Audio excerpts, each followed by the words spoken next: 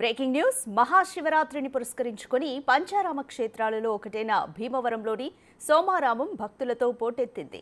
తెల్లవారుజామున 3 గంటల నుంచే భక్తులు బారులు తీరారు. శ్రీ సోమేశ్వర స్వామివారికి మహన్యాసపూర్వక పంచామృత రుద్రాభిషేకాలను ఆలయ ప్రధాన అర్చకులు వేద పండితులు శాస్త్రోక్తంగా నిర్వహిస్తున్నారు.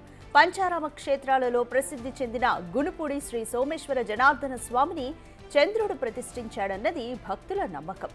అందువల్ల చంద్రకళలు స్పష్టంగా స్వామి లింగం మీద కనిపిస్తాయని చెబుతారు. పౌర్ణమికి తెలుపు వర్ణంలో, అమావాస్యకి గోధుమ వర్ణంలోనూ స్వామి భక్తులకు దర్శనమిస్తారు. శివరాత్రికి స్వామివారికి కళ్యాణ మహోత్సవం, రథోత్సవం, తెప్పోత్సవం అంగరంగ వైభవంగా జరుగుతాయని ఆలయ ప్రధాన అర్చకులు సోంబాబు తెలియజేశారు.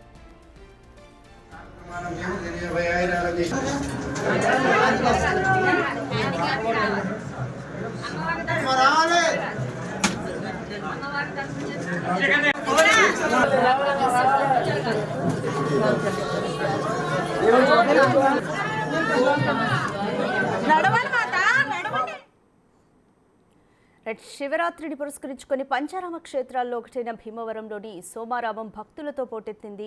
సో అక్కడ పరిస్థితి ఏ విధంగా ఉందో మోర్ డీటెయిల్స్ మా ప్రతినిధి సాగర్ అందిస్తారు. సాగర్, సోమారామం వద్ద భక్తుల తాకిడి ఏ విధంగా ఉంది? ఉదయం తెల్లవారుజామున 3 గంటల నుంచే భక్తులు బారులు తీరారు. ఎటువంటి ఏర్పాట్లు చేస్తారు ఆలయం దగ్గర? రాధిక, ఉమ్మడి పశ్చిమ గోదావరి జిల్లా వ్యాప్తంగా ఉన్న శైవ క్షేత్రాలన్నీ శివ భక్తులతో కిటకిటలాడుతున్నాయని చెప్పుకోవచ్చు. ప్రస్తుతం మనం పాలకొల్లులోని పంచారామ క్షేత్రాల్లో ఒకటైన శ్రీ క్షీర రామలింగేశ్వర స్వామి ఆలయం వద్ద ఉన్నాం. స్వామివారిని దర్శించుకోవడానికి ఉదయం నుండే భక్తులు పెద్ద ఎత్తున ఆలయం వద్దకు చేరుకున్నారు. మనం స్వామివారిని చూడొచ్చు. భక్తులకు ఉదయం నుండి కూడా స్వామివారు దర్శనమిస్తున్నారు. మహాశివరాత్రి సందర్భంగా ఇటు పాలకొల్లు శ్రీ క్షీర రామలింగేశ్వర స్వామి, అటు భీమవరంలోని సోమేశ్వర స్వామి, పట్టిసం క్షేత్రం వద్ద ఉన్నటువంటి వీరేశ్వర స్వామి ఆలయాలన్నీ కూడా భక్తులు, శివ భక్తులు పెద్ద ఎత్తున చేరుకుంటున్నారనే చెప్పుకోవచ్చు. మనతో క్షీర రామలింగేశ్వర స్వామి ఆలయ ప్రధాన అర్చకులు అనిల్ ఉన్నారు. స్వామి, ఏంటి ఈ ఆలయ విశిష్టత ఏంటి? అసలు మహాశివరాత్రి ఏ విధంగా జరుపుకోవాలి? శ్రీ గురుభ్యో నమః. పంచారామ క్షేత్రాల్లో శిరోభాగం కోరబడేటువంటి శ్రీ క్షీరారామలింగేశ్వర స్వామి దేవస్థానం. తారకాసురుడు అనేటువంటి రాక్షసులు శివుడి కోసం తపస్సు చేసి శివుడి దగ్గర ఉండేటువంటి ఆత్మలింగాన్ని వరంగా అడిగి తీసుకున్నారట. ఈ వరగర్వంచ దేవతలందరినీ కూడా విపరీతంగా బాధలు పెడుతుంటే కుమారస్వామి వారు జన్మించి తారకాసురుడితో యుద్ధం చేసి తారకాసురు హృదయంలో ఉండేటువంటి ఆత్మలింగాన్ని భిన్నం చేసి తారకాసురు సంహారం చేయడం వల్ల పంచారామాలు ఏర్పడ్డాయని చెప్పేసి తెలియడం జరుగుతుంది. దానితో మొట్టమొదటి శిరస్సు భాగం స్వామివారి యొక్క శిరస్సు భాగం ఇక్కడ పడింది. దీని కృతయుగంలో శ్రీ మహావిష్ణువు ప్రాణ ప్రతిష్ఠ చేసిన తర్వాత దండకారణ్యం వద్ద ప్రదక్షిణ చేసేటువంటి క్రమంలో శ్రీ మహావిష్ణువు అంశైనటువంటి శ్రీరామచంద్రమూర్తి స్వామివారిని పునః ప్రతిష్ఠ చేశారని చెప్పేసి మనకి పురాణాల ద్వారా తెలిసేటువంటి విషయం. ఇలాగ తారకాసుని యొక్క అనుగ్రహం వల్ల సంహారం చేయటం వల్ల పంచారామాలు ఏర్పడ్డాయి. దాంట్లో మొట్టమొదటి శిరస్సు భాగం. ఈ శివరాత్రి అనేటువంటిది చాలా విశేషమైనటువంటి రోజు. అంటే బ్రహ్మదేవుడు, శ్రీ మహావిష్ణువు ఇద్దరూ కూడా పోటీ పెట్టుకున్నారట. అంటే నేను గొప్ప అని చెప్పేసానని అందరూ కూడా పోటీ పెట్టుకున్న సమయంలో శ్రీ మహావిష్ణువుకి బ్రహ్మదేవుడికి ఇద్దరికి కూడా ఒక పెద్ద ఆకార స్తూపం రూపంలో కనిపించిందిట. అది ఎవరయ్యా అడిగితే పరమేశ్వరుడు. నేను ఈ లోకాలంతటినీ కూడా పాలించేటువంటి వ్యక్తిని, పరమేశ్వరుని, నా మూలం ఎక్కడుందో అంతం ఎక్కడుందో తెలుసుకోమని చెప్పేసానని వాళ్ళిద్దరికీ కూడా చెప్పడం జరిగిందిట. ఇలా చెప్పడంతో వాళ్ళిద్దరు ఒకళ్ళేమో అధోభాగానికి శ్రీ మహావిష్ణువు ఆ మత్స్యావతారంలో అధోభాగానికి, బ్రహ్మదేవుడేమో తన యొక్క హంసవాహనం ఎక్కి ఊర్ధ్వలోకానికి వెళ్ళడం జరిగిందిట. ఇలా వెళ్ళడంతో ఆ యొక్క పరమేశ్వరుడు ఇద్దరికీ కూడా మోక్షాన్ని ప్రసాదించిన, ముక్తిని, ఐశ్వర్యాన్ని ప్రసాదించినటువంటి రోజు మహాశివరాత్రిగా మనకి పరిగణన. ఏంటి ఇక్కడ క్షీర రామలింగేశ్వర స్వామిలో మల్లన్న పాగా గురించి చాలా గొప్పగా చెప్తున్నారు. ఏంటి ఆ మల్లన్న పాగా విశిష్టత ఏంటి? ఎక్కడ నేస్తారు? అది ఏ విధంగా చూస్తారు? మనకి ఇక్కడ దగ్గర ఉండేటువంటి 5 కిలోమీటర్ల దూరంలో ఉండేటువంటి దగ్గులూరు అనేటువంటి గ్రామంలో మల్లన్న పాగాన్ని వేయటం అనేటువంటిది జరుగుతుంది. ఇది అసలు ప్రపంచం మొత్తం మీద 2 చోట్ల మాత్రమే జరుగుతుంది. మొట్టమొదట శ్రీశైలంలో ఉండేటువంటి మల్లికార్జున స్వామి వారికి, అలాగే పాలకొల్లో ఉండేటువంటి క్షీరారామలింగేశ్వర స్వామి వారికి మాత్రమే జరుగుతుంది. ఈ మల్లన్న పాగాన్ని దర్శనం చేసుకోవటం వల్ల శివదీక్ష తీసుకున్నటువంటి వ్యక్తులందరికీ కూడా ఆ దీక్ష సాఫల్యత సిద్ధం కోసం అని చెప్పేసి అనేటువంటిది జరుగుతుందని చెప్పేసి చెప్పబడుతుంది. అలాగే మల్లన్న పాకాన్ని ఎవరైతే తరిగించి దర్శనం చేసుకుంటారో వాళ్ళందరికీ కూడా ముక్తిని మోక్షాన్ని ప్రసాదిస్తారని చెప్పేసి మనకి శివ పురాణాల ద్వారా తెలిసేటువంటి విషయం. కావున భక్తులందరూ కూడా విశేషంగా తరలి వచ్చి స్వామివారి దర్శనం చేసుకుని ఈ మల్లన్న పాకాన్ని కూడా విశేషంగా దర్శనం చేసుకుంటూ ఉంటారు.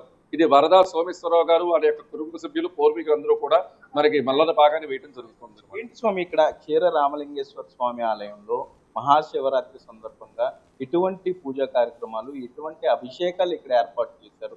ఏంటి అభిషేకాల్లో ప్రత్యేకమైనది? అభిషేకాల్లో ప్రత్యేకత అనేటువంటిది అన్ని కూడా అభిషేకాలన్నీ కూడా ప్రత్యేకమైనటువంటివి. కానీ శివరాత్రి మహోత్సవం పురస్కరించుకుని మధ్యాహ్నం 12 గంటల దగ్గర నుంచి రాత్రి లింగోద్భవ కాల అభిషేకం అనేటువంటిది చాలా విశేషమైనటువంటిది. ఆ లింగోద్భవ కాలంలో స్వామివారికి జరిపించేటువంటి అభిషేకాది కార్యక్రమాలన్నీ కూడా భక్తులు నిర్వర్తించుకోవడం కోసం అని చెప్పేసి ఎక్కువగా తాపత్రయపడుతూ ఉంటారు. అలాగే మధ్యాహ్నం 12 గంటల దగ్గర నుంచి రాత్రి 12 గంటల దాకా స్వామివారికి విశేషమైనటువంటి ఏకాదశి రుద్రాభిషేకాలు, ఏకవార రుద్రాభిషేకాలు, పాశుపతాభిషేకాలు, కాటకాభిషేకాలు ఇటువంటి అభిషేకాలన్నీ కూడా నిర్వర్తించుకుంటూ స్వామివారి యొక్క అనుగ్రహాన్ని పొందుతూ ఉంటారు. ఇది స్వామివారి యొక్క గుడిలో జరిగేటువంటి అభిషేకాది కార్యక్రమాల యొక్క విశేషమైనటువంటి విషయం. ఓకే, భక్తులు కూడా ఉన్నారు. ఏంటి దర్శనం ఏ విధంగా జరిగింది? క్యూ లైన్ లో ఏమన్నా ఇబ్బందులు ఏమన్నా ఉన్నాయా? నాకు మాట్లాడుతాం దర్శనం బాగా జరిగిందా? బాగానే సరే, ఏంటి ఏమన్నా ఇబ్బందులు ఏమన్నా ఉన్నాయి క్యూ లైన్?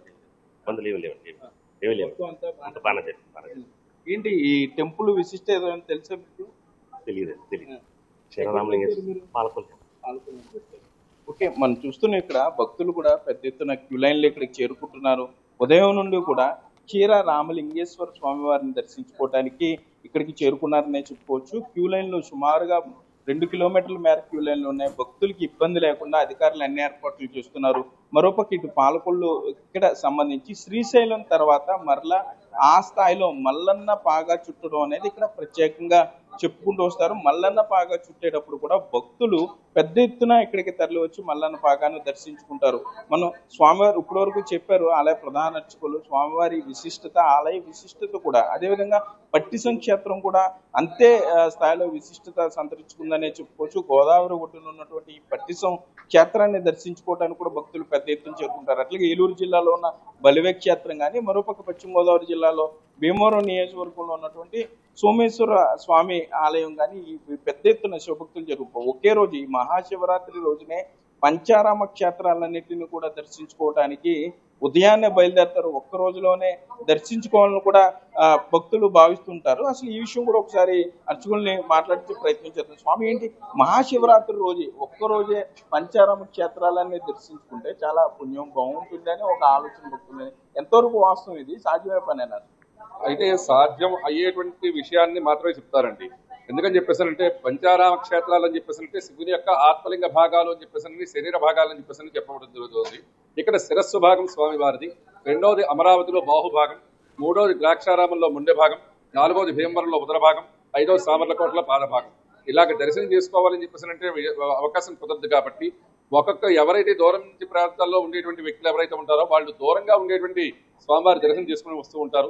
అమరావతి, భీమవరం, పాలకొల్లు, ద్రాక్షారామం, సామర్లకోట ఇలాగా 5 ఆరామాలు ఒక్కసారి దర్శనం చేసుకుంటే శివుని యొక్క పరిపూర్ణమైనటువంటి దేహాన్ని దర్శనం చేసుకునేటువంటి పుణ్య ఫలితాన్ని కలుగుతుందని చెప్పేసి భక్తులందరి యొక్క ప్రకార విశ్వాసం, అందుకోసం చెప్పేసి దర్శనం చేసుకుంటూ ఉంటారు.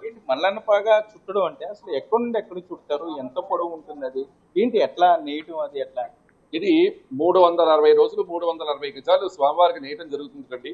అలాగే ఈ మల్లన్న పాగాన్ని స్వామివారి యొక్క విమాన గోపురమైనటువంటి స్వామివారి యొక్క గర్భాలయానికి పైన ఉండేటువంటిది విమాన గోపురం.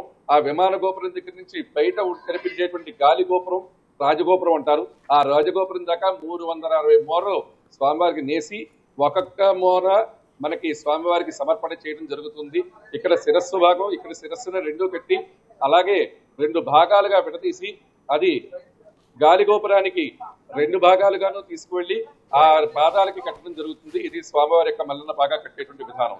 ఏంటి సార్, రుద్రాభిషేకం ఇక్కడ ప్రత్యేకంగా చెప్తున్నారు. మహాశివరాత్రి రోజున ఇక్కడ పంచారామ క్షేత్రంలో ఒకటైన క్షీర రామలింగేశ్వర స్వామి ఆలయంలో జరిగే రుద్రాభిషేకం ఏకన్యాస అభిషేకం అని ఏంటి ఆ విశిష్టత ఏంటి? స్వామివారికి అభిషేక ప్రియ శివ అని చెప్పేసి మనకి వేదం చెప్పబడుతోంది. అందుకోసం చెప్పేసి శివుడికి ఎంతసేపు కూడా గరళ కంఠుడు అంటే స్వామివారి కంఠంలో ఆ యొక్క గరళం ఉండటం చేత ఆయన ఆ గరళాన్ని ఉపశమనం చెందడం కోసం అని చెప్పేసానని అభిషేకం చేస్తే ఆయన ఉపశమనం చెందుతాడు అని చెప్పేసి మనకి పురాణాల ద్వారాగా తెలిసేటువంటి విషయం. అందుకోసం అని చెప్పేసి స్వామివారికి విశేషమైనటువంటి అభిషేకాది కార్యక్రమాలన్నీ కూడా భక్తి శ్రద్ధలతో భక్తులు నిర్వర్తించుకుంటూ ఉంటారు. ఇక్కడ స్వామివారికి విశేషంగా మొట్టమొదటి గణపతి పూజ చేసి అలాగే శరీరం శుద్ధి కోసం చేసుకునేటువంటి మహాన్యాసం చేసుకుని స్వామివారికి తర్వాత అభిషేకాది కార్యక్రమాలను కూడా భక్తులు నిర్వర్తించుకుంటూ ఉంటారు. ఏకాదశి రుద్రం ఏకవారం వాళ్ళ యొక్క స్తోమతని బట్టి ఓపికని బట్టి స్వామివారికి అభిషేకం చేసుకోవడం అనేటువంటిది మనకి పూర్వం నుంచి వచ్చేటువంటి సాంప్రదాయం. స్వామి ఇప్పుడు బిగ్ టీవీ లైవ్ ఇస్తుంది ఇక్కడ క్షీర రామలింగేశ్వర స్వామి, మీరు చెప్పే మాటలన్నీ మా ప్రేక్షకులు కూడా వింటున్నారు. చాలా మంది గుడికి రాలేకపోవచ్చు, టీవీలో చూస్తున్నారు. సో వారు ఇంట్లో ఏ విధంగా ఈ రోజు పూజా కార్యక్రమం చేసుకుంటే మంచిది, ఏ విధంగా చేసుకుంటే వారికి పుణ్యఫలం వస్తుంది అనేది కూడా ఒకసారి భక్త మహాశలందరికీ కూడా మహాశివరాత్రి శుభాకాంక్షలు.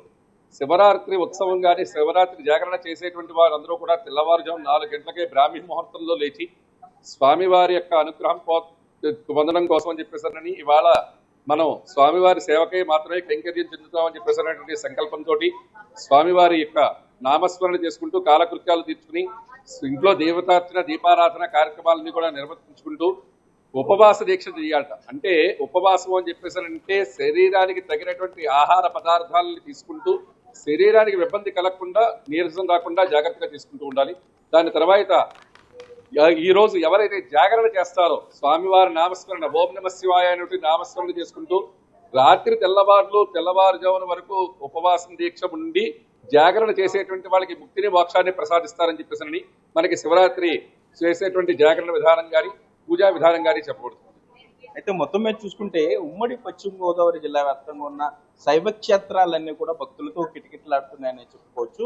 ఇటు పాలకొల్లు క్షీర రామలింగేశ్వర స్వామి ఆలయం కానీ, భీమవరం సోమేశ్వర స్వామి ఆలయం, పట్టిసం క్షేత్రంలో ఉన్నటువంటి శ్రీ భద్రకాళి సమేత వీరేశ్వర స్వామి ఆలయం, బలివేలోని శివుని దేవాలయం, ఇవన్నీ కూడా ఉదయం నుండే భక్తులతో కిటకిటలాడుతున్నాయని చెప్పుకోవచ్చు. ఇది ఇక్కడ పరిస్థితి. Radhika, thank you Sagar.